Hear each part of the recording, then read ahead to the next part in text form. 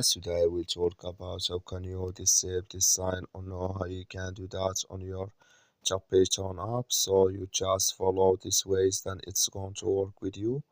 All you have to do is first you just go down here, you click here on more down here, just click on it.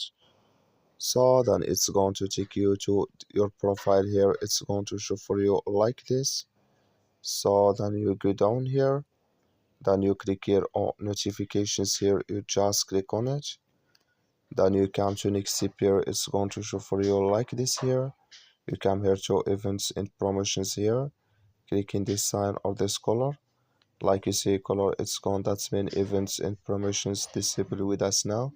That's all you have to do, that's all. Thank you for watching. Don't forget to support us by like and subscribe.